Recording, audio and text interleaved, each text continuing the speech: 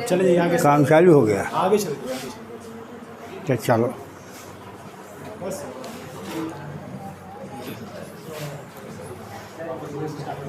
देखिए, पिछली बार आप लोगों को मीटर व्हीटस्टोन सेट समझाया गया था। मीटर व्हीटस्टोन सेट के सिद्धांत पर कार्य करने वाला जो उपकरण है उसे मीटर ब्रिज कहते हैं। मीटर शब्द इसलिए लग गया है कि इसमें 1 मीटर लंबा तार होता है। ये 1 मीटर लंबा तार जो कांस्टेंटन या मैग्नीन यानी मिश्र धातु का बना होता है, जिसकी प्रतिरोधकता ताप के साथ बहुत ज़्यादा नहीं बदलती। तो मिश्र धातु का 1 मीटर लंबा तार ए से 2 पेच ए व सी के बीच कस देते हैं लकड़ी के बोर्ड पर। उस बोर्ड पर ही इस तार के बगल में एक मीटर स्केल फिट होती है जो दोनों तरफ से चिन्हांकित होती है। बाईं तरफ से 0 से लेकर 100 दाएँ और दाएं तरफ से 0 लेकर 100 बाएँ। ए व सी का संबंध जल आकार की तांबे की 2 पट्टियों से होता है, कापर की 2 पट्टियों से होता है। इनके सिरों पर भी पेंच लगे होते हैं। यह जिस तरह ए है तो यह सिरा भी, यह पेंच भी ए हो गया। यह सी है तो यह पेंच भी सी हो गया। इन दोनों के बीच कापर की एक पतली पट्टी लगी होती है लकड़ी के बोर्ड पर ही, जिसमें 3 पेंच लगे होते हैं। ये बीच वाला पेंच यदि डी के हैं तो ये दोनों पेंच किनारे वाले भी डी हो गए। इस तरह से व्हीटस्टोन ब्रिज की 3 भुजाएं मिल जाती हैं। कैसे मिलती हैं देखिए। व्हीटस्टोन ब्रिज में 4 पॉइंट हैं, ए सी बी और डी। यहाँ ए है, सी है, डी है। बी को स्टार पर कहीं भी प्राप्त किया जाता है। कैसे प्राप्त करते हैं तो पहले कनेक्शन कीजिए। ए और सी के बीच में क्या जोड़े हैं, एक सेल जोड़ देते हैं कुंजी K1 की सहायता से।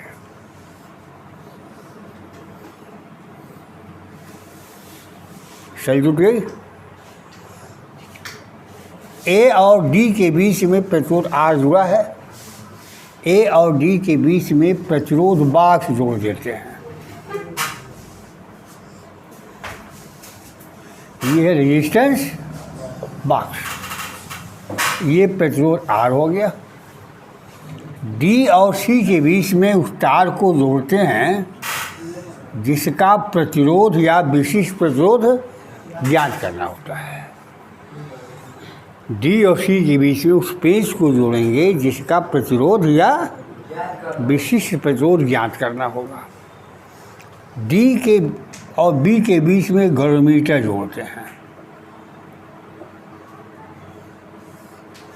गैलोमीटर के दूसरे सिरे का संबंध स्पर्शी कुंजी से कर दिया जाता है, जिसे इस तार पर कहीं भी स्पर्श कराया जा सकता है।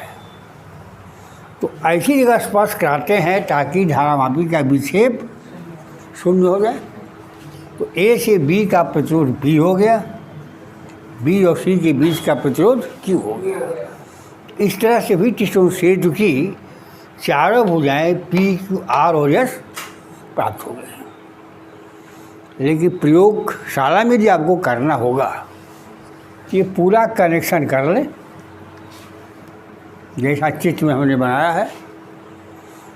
स्पर्शी कुंजी को पहले प्रतिरोध बॉक्स में से कोई ज्ञात प्रतिरोध, मान लीजिए 1 ओम का हम प्रतिरोध निकाल देते हैं तो R का मान हो गया 1 ओम। स्पर्शी कुंजी को ए पर स्पर्श करते हैं, अर्थात बी बिंदु कहाँ चला गया, ए पर। बी बिंदु ए पर आ गया तो प्रतिरोध P का मान 0 हो गया। बिंदु बी ऊंचे हो गया। बी का संबंध ए से, ए का संबंध बैटरी के धन सिरे से। तो बिंदु बी का विभव ऊंचा हो गया, बिंदु डी का विभव कम हो गया। यदि इसको दबाएंगे तो धारा बहेगी बी से डी की तरफ। धारामापी में एक निश्चित दिशा में विक्षेप मिलेगा। मान लीजिए बाईं ओर मिलता है। अब इसको स्पर्श कराइए सी पर, स्पर्शी कुंजी को सी पर स्पर्श कराए तो बी चला गया सी पर। सी का संबंध बैटरी के ऋण सिरे से है। सी का संबंध किससे है? बैटरी के ऋण सिरे से है। तो अब सी का विभव नीचा हो गया।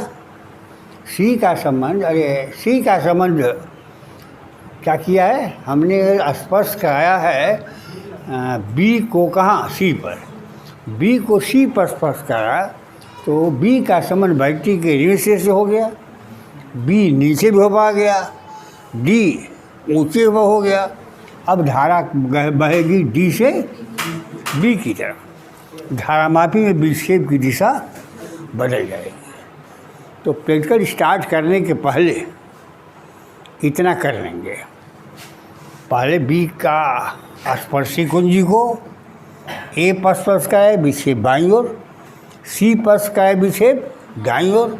यानी विक्षेप से बदल जाए तो आप ये मानेंगे कि हमारा कनेक्शन सही है। ये नहीं बदलता है तो फिर कनेक्शन खोलिए और फिर जोड़िए। आई बात में इसके बाद भी नहीं बदलता है तो मीटर भी कहीं न कुछ गड़बड़ी है। इसके बाद आप प्रयोगशाला सहायक से मिलिए।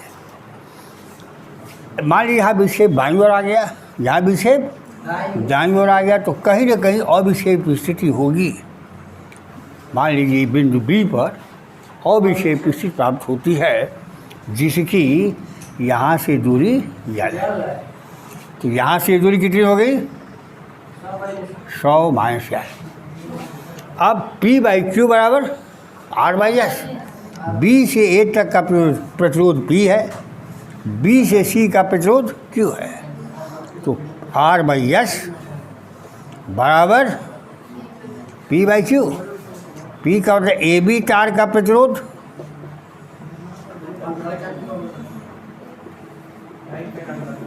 बटा BC तार का प्रतिरोध।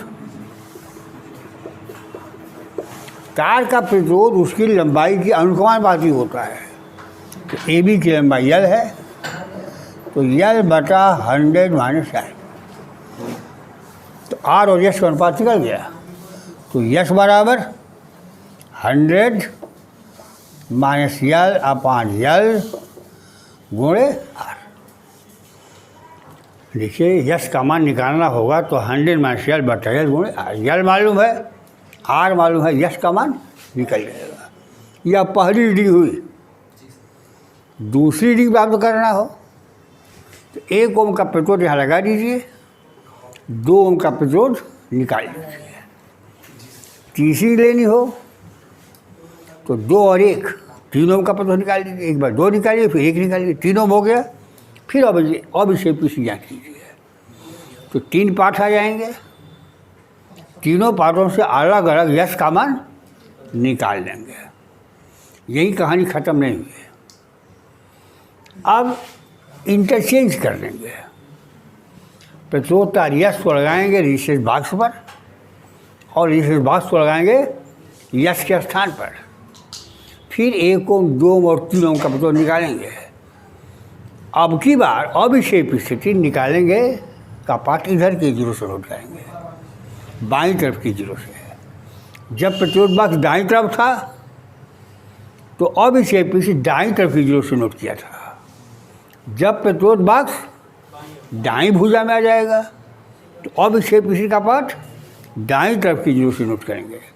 इस तरह से यल के 3 मान और आ गए, 1 ओम, 2 ओम और 3 ओम के लिए। फिर 3 गणनाएँ कर लीजिए तो कुल 6 गणनाएँ हो गई। 6 का औसत निकाल लीजिए। अब इसको इंटरचेंज क्यों करते हैं? इंटरचेंज करने से कई त्रुटियाँ दूर हो जाती हैं। पहली त्रुटि हो सकता है मीटर स्केल का 0 पर ए न हो तो यल का मान सही नहीं आएगा। आई बात समझ में ना? हो सकता है कि आप तिरछा देख रहे हो और भी इसे स्थिति नोट करने के लिए इस तार की स्थिति को लंबवत देखना चाहिए, तभी सही बात आएगा। यह भी हो सकता है कि संधियों पर कुछ अतिरिक्त प्रतिरोध आ गया हो, तो इन त्रुटियों को दूर करने के लिए इन भुजाओं को इंटरचेंज कर लेते हैं। यही किस्सा है मीटर बीज का। हम समझते हैं इसको लिखवाने की कोई ज़रूरत नहीं है। अब इसके सवाल लगा लीजिए। आपके कुमार मित्तल की किताब का 64वां सवाल दर्शाएगा इस चित्र में मीटर ब्रिज के तार की लंबाई 100 सेंटीमीटर और विक्षेप स्थिति का पाठ 60 सेंटीमीटर।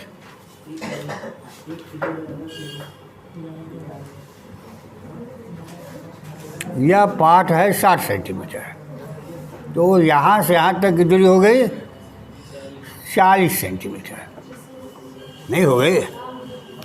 यहाँ प्रतिरोध लगा है 10 ओम।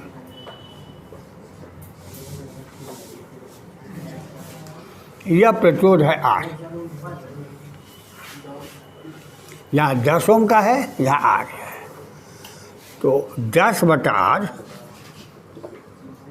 बराबर 60/40। P/Q बराबर R/S या R/S बराबर P/Q हो ना गया। तो R का मान कितना होगा? R बराबर 10 × 4/6 20/3। यही एक छोटा सा हल्का सा सवाल आपकी किताब में है। मान लीजिए आपसे यही पूछ दिया जाए कि यदि R को बाएं भुजा में जोड़ दें, 10 ओम को दाएं गैप में जोड़ दें, तो अब इसे इसका पाठ क्या होगा? R को जोड़ देते हैं, 10 ओम के तार को जोड़ देते हैं इस गैप में, और R को जोड़ दें इस गैप में। तो आपको बताए थे कि यदि इंटरचेंज कर देंगे और अपरटस में कोई त्रुटि नहीं है, तो जितना अभिक्षेप स्थिति बाईं तरफ की जीरो से मिला था, उतनी अभिक्षेप स्थिति दाईं तरफ की जीरो से मिलेगा। तो इधर से नापेंगे तो यह दूरी 60 सेंटीमीटर होगी, इधर से नापेंगे तो यह दूरी 40 सेंटीमीटर हो जाएगी। भुजाएं बदल जाएंगे।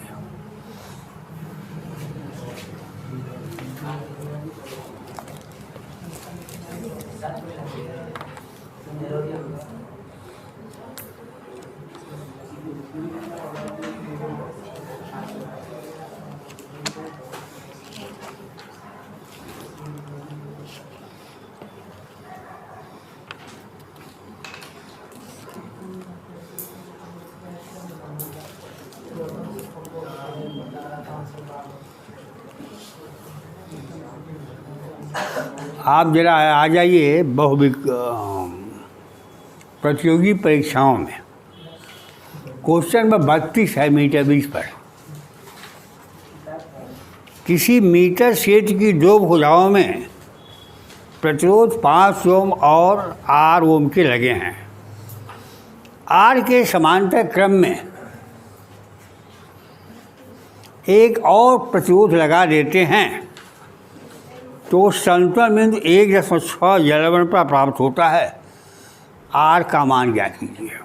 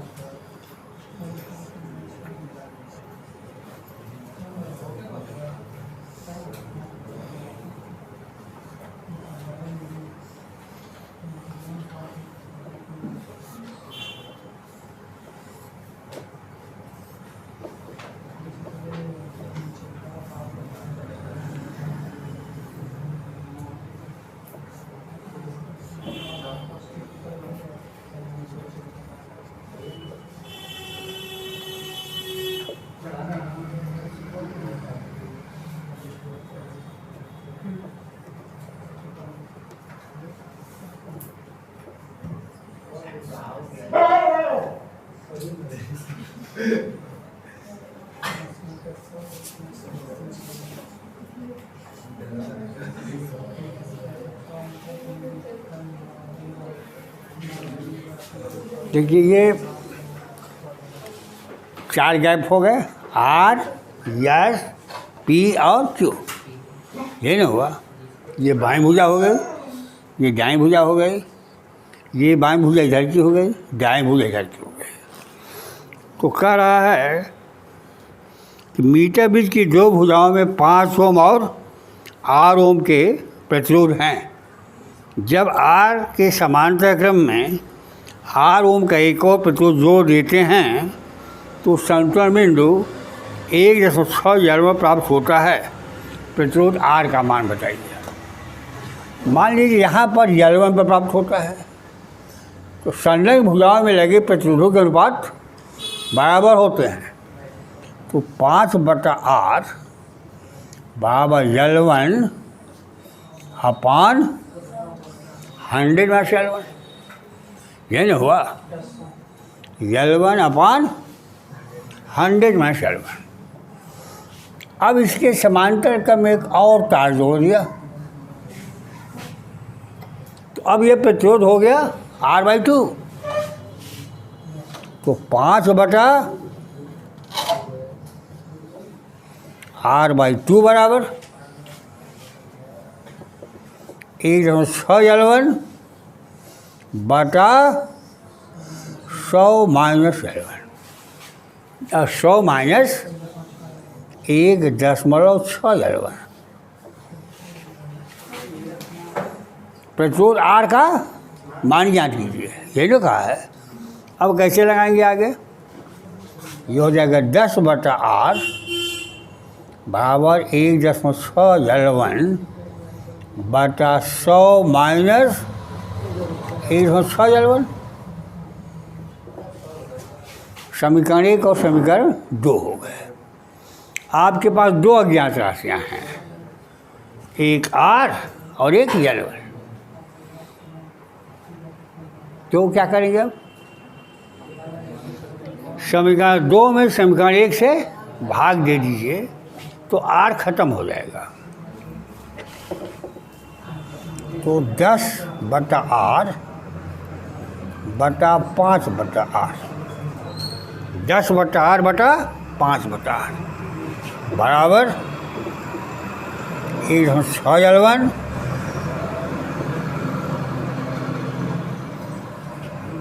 बटा L1 अपान 100 में L1। आर से आर कट गया। 2 बराबर 1.6 गुणे 100 माइनस L1 बराबर 100 माइनस 1.6 L1। ये L1 से कट गया, ये चला गया ऊपर 1.6 ब्रैकेट में 100 माइनस L1 बराबर 100 माइनस 1.6 L1। अब इसको हल कर दीजिए। 200 माइनस 3.2 L1 बराबर 160 माइनस 1.6 L1,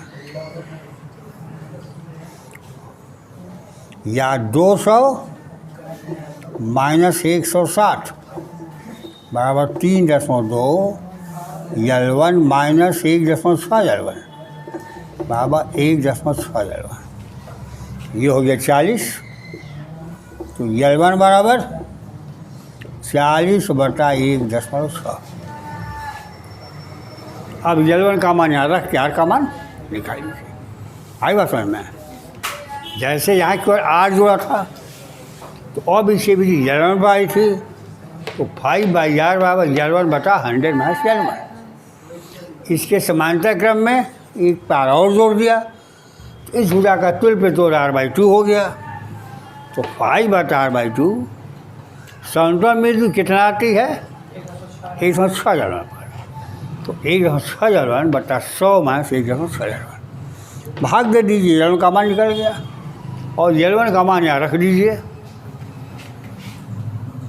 तो 5/8 बराबर 40 का मतलब हो गया 400/16। कै बार में कट जाएगा? 25 सेंटीमीटर। नहीं हो गया? 100 दूनी 32, 100 85। तो 5/8 और 25/100 माइनस 25 1/3। R बराबर 15 हो गया ना? उतारेंगे बंद हो गया।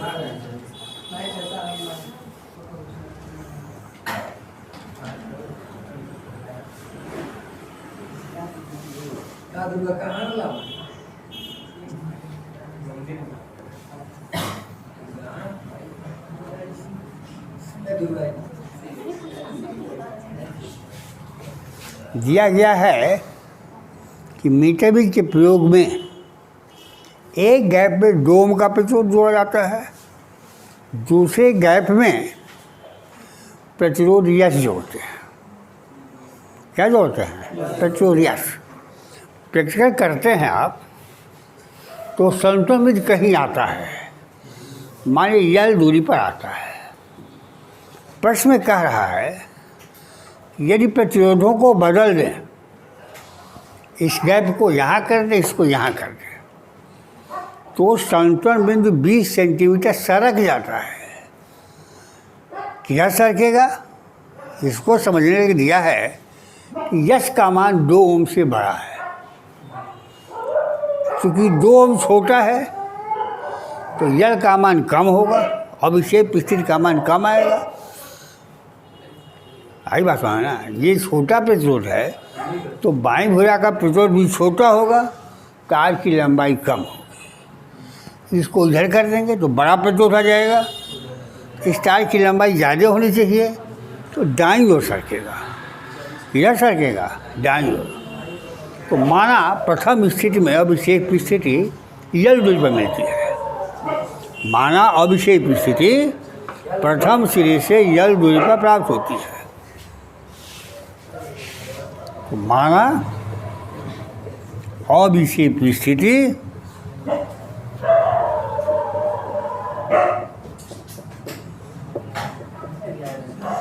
ए से यल दूरी पर प्राप्त होती है। इसलिए 2/यश बराबर यल अपान 100 माइनस यल। ये पहली स्थिति हो गई। गैप में जुड़े प्रतिरोधों को बदलने पर, गैप में जुड़े प्रतिरोधों को बदलने पर ये इधर आ गया तो यश/2 बराबर यल प्लस 20। ये ऐसे दाईं तरफ सरकेगी, भी बताए थे।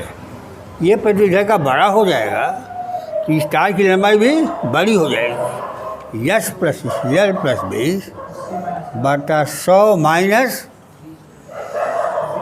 ब्रैकेट में यल प्लस 20।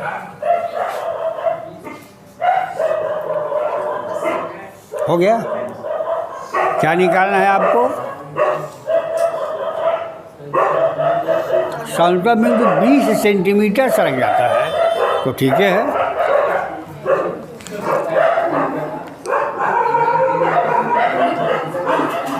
अज्ञात प्रतिरोध का मान बताओ।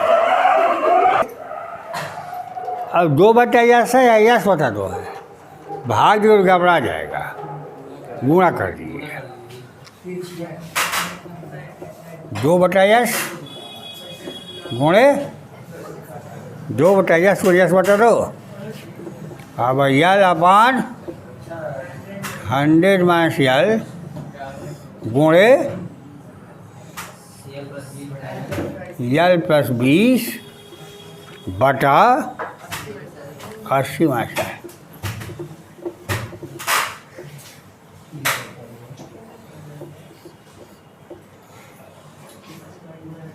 या 100 माइनस यल गुणे 80 माइनस यल बराबर यल गुणे यल प्लस 20। 100 माइनस यल गुणे 80 माइनस यल अब यल गुणे यल प्लस 20। अब हल कीजिए।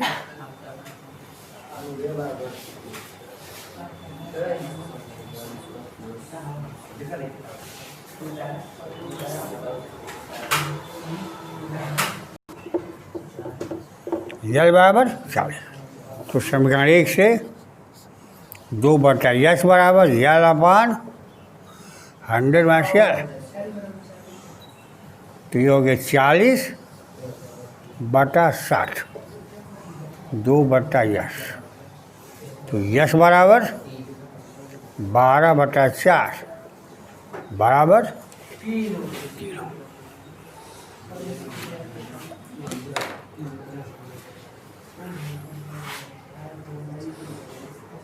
बता दें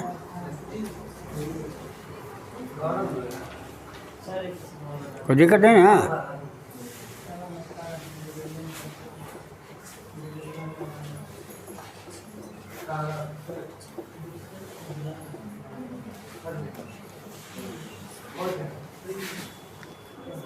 अब आपको पढ़ना है विभवमापी का सिद्धांत, जहाँ ठीक से पढ़ लीजिए, जरूर पूछा जाएगा कन्फर्म यूपी बोर्ड में।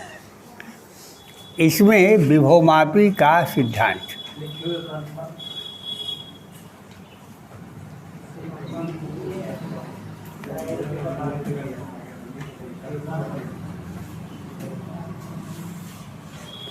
इसको विभवमापी क्यों कहते हैं? यह विभव नापता है, यानी विभवमापी द्वारा किन्हीं दो बिंदुओं के मध्य का विभवांतर या सेल का विद्युत वाहक बल नापते हैं।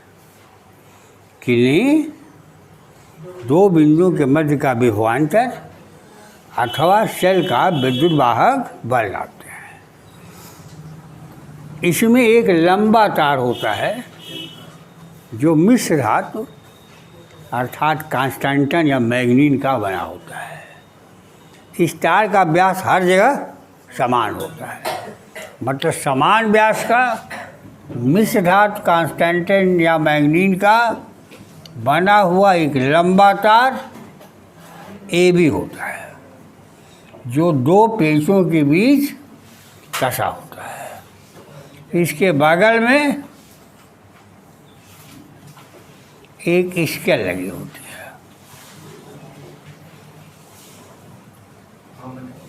0 से 100 और इधर 100 से 0।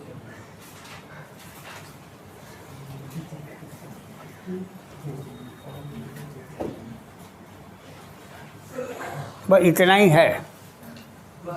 ए व बी के बीच में ये दो पेच लगे हैं।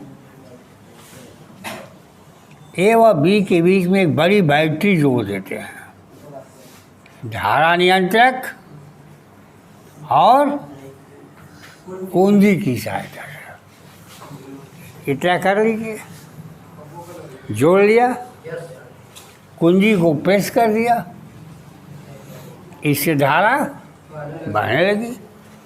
तो माना तार ए बी की लंबाई बराबर यल, तार ए बी का प्रतिरोध बराबर आर, तार ए बी से धारा बराबर आई। अतः तार के सिरों का विभवांतर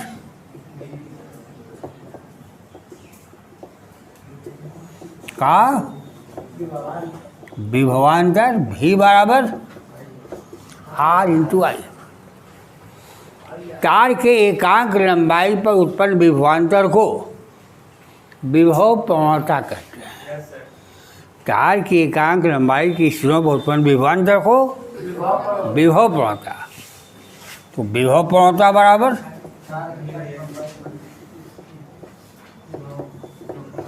ये बराबर V/R।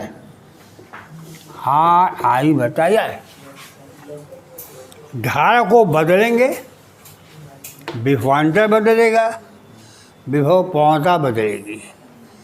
तार की लंबाई को घटाएं या बढ़ाएंगे तब भी विभव प्रवणता बदलेगी।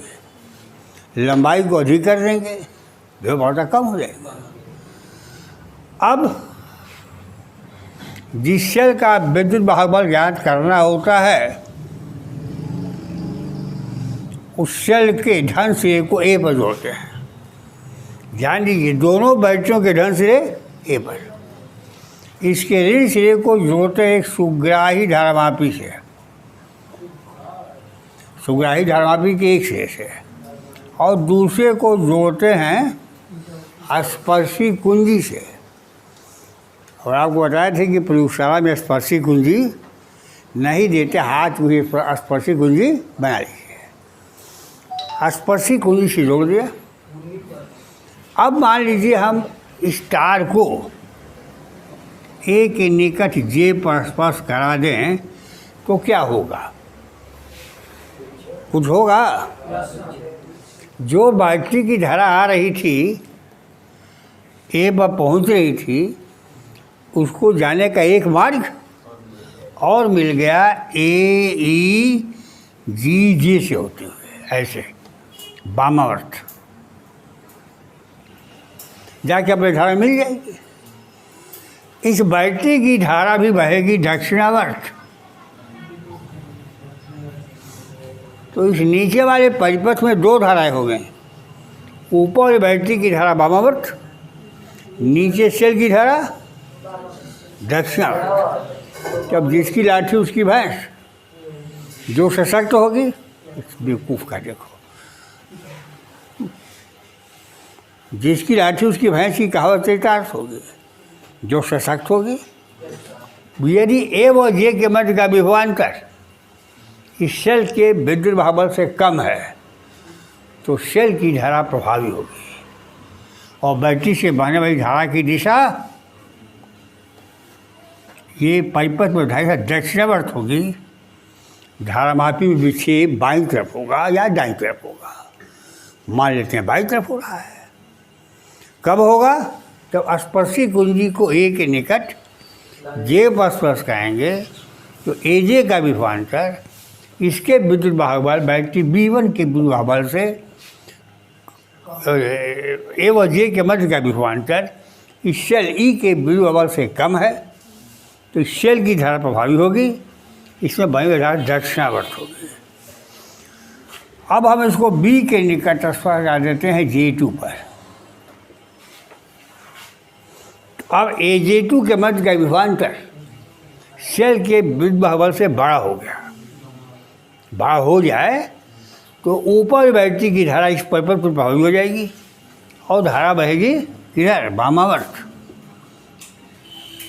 धारामापी में जो पहले विक्षेप दाईं ओर हो रहा था अब बाईं ओर हो गया।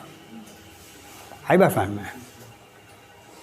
तो J1 पर स्पर्श का विक्षेप बाईं ओर, J2 पर स्पर्श का विक्षेप दाईं ओर। यदि है तो परिपथ आपने सही जोड़ा है, नहीं है तो फिर खोलिए, फिर जोड़िए। इसके बाद मान लीजिए नहीं हो रहा है, विक्षेप दिशा नहीं बदल रही है। विक्षेप दिशा तब बदलेगी जब AJ2 के मध्य का विभवांतर सेल के विद्युत वाहक बल से बड़ा हो।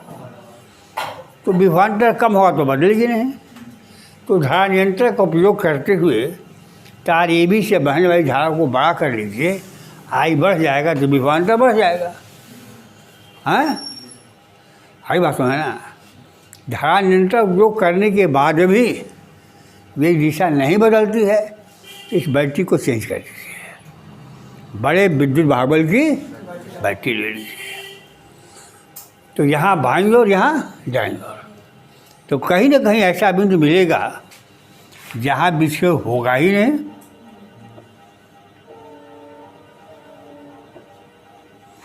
जब विक्षेप नहीं होगा या अविक्षेप की स्थिति हो गई, इसका मतलब नीचे वाले परिपथ में धारा बह ही नहीं रही है, तभी ना विक्षेप नहीं हो रहा है। और जब सेल में धारा नहीं बहेगी तो सेल का परिपथ खुला परिपथ माना जाता है। और सेल का परिपथ खुला हो तो उसकी सिरों का विभवांतर उसका विद्युत वाहक बल होता है। तो सेल का विद्युत बल E बराबर अविक्षेप की स्थिति में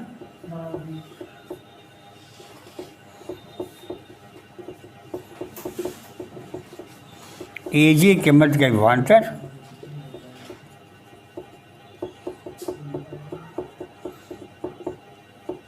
बराबर सेल का विद्युत वाहक बल, इसलिए E बराबर के।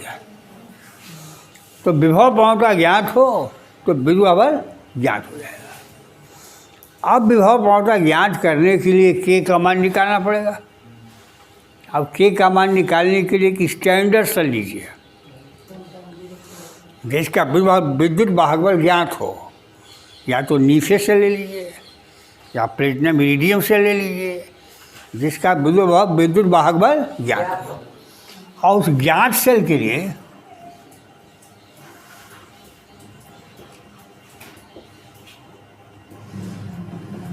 वाली सेल के लिए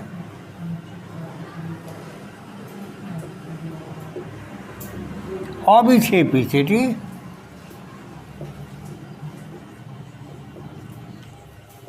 L1 पर प्राप्त हो तो E बराबर E डैश बराबर के एल डैश करें। E डैश बराबर के एल डैश। E डैश मालूम है, एल डैश मालूम है, तो E अपान E डैश बराबर के एल अपान के एल डैश।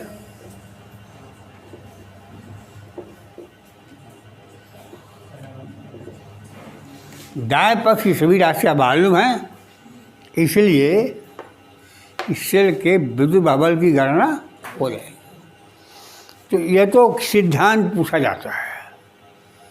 यदि सिद्धांत नहीं पूछा जाएगा तो आपसे पूछा जाएगा विभवमापी की सुग्राहिता से आप क्या समझते हैं, या पूछा जाएगा कि विभवमापी की वोल्ट मीटर पर श्रेष्ठता बताइए। विभवमापी की वोल्ट मीटर पर श्रेष्ठता विभवांतर नापने के लिए, विद्युत बल नापने के लिए कौन बढ़िया है, वोल्ट मीटर या विभवमापी? आप फर्स्ट से उत्तर देंगे विभवमापी, तो फिर प्रश्न बनेगा क्यों बढ़िया है? क्योंकि अविक्षेप स्थिति पर इसमें धारा बहती ही नहीं, परिपथ खुला परिपथ होता है, इसलिए पाठ 100% करेक्ट होता है, 16 आना सही होता है। यदि